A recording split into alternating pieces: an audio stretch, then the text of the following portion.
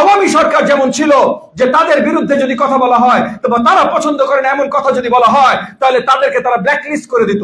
এই সরকার যদি দাওয়াত জানানোর সময় শুধু লম্বা সময় যারা চাচ্ছে তাদেরকেই দাওয়াত জানায়, তাহলে এই সরকারও তো একই রাস্তায় হাঁটা শুরু করছে বলে আমরা মনে করি। সরকারের সমর্থন পুষ্ট একটি মাত্র রাজনৈতিক সংগঠন আছে, যেই রাজনৈতিক সংগঠনের কোনো নিবন্ধন না থাকা সত্ত্বেও, অন্য কোনো ধরনের লিগ্যাল বা কিছু স্ট্যাটাস না থাকা সত্ত্বেও সরকার যখনই আলোচনায় বসে ওই এক সংগঠনের নেতৃবৃন্দর সাথেই বসে, এবং শুধু এক সংগঠনের নেতৃবৃন্দ না, সরকারের হয়ে ওই একটি সংগঠনের নেতৃবৃন্দ কথা বলে। সরকারের হয়ে সরকারের বাইরে কারো কথা বলার কোন ধরনের অবস্থান থাকবার কথা না, কিন্তু আমরা বারবার দেখি যে সরকারের হয়ে যখন ওই সংগঠনের নেতৃবৃন্দ কথা বলে তখন সরকারও পরিষ্কারভাবে মেনে নেয় যে ওইটাই সরকারের স্ট্যান্স।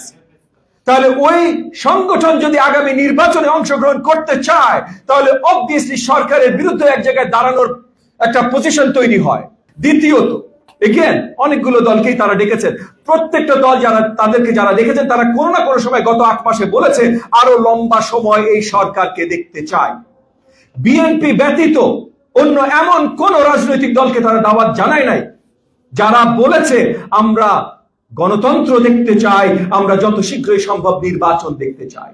আপনারা যদি একবার একটু পরিষ্কার করে তাকান, আমি অন্য কোন রাজনৈতিক দলকে ছোট বা বড় করছি না, কিন্তু পরিষ্কার দাওয়াত যাদেরকে দিয়েছে তারা পরিষ্কারভাবে গত 9 মাসে একবার দুইবার অনেকে বারবার বলেছে এবং বলে আসছে যে এই সরকারকে আরো বেশি লম্বা সময় থাকতে হবে। তার মানে কি একটা পক্ষপাতিত্ব হচ্ছে। এই সরকার আওয়ামী সরকার যেমন ছিল যে তাদের বিরুদ্ধে যদি কথা বলা হয় বা তারা পছন্দ করেন এমন কথা যদি বলা হয় তাহলে তাদেরকে তারা ব্ল্যাকলিস্ট করে দিত।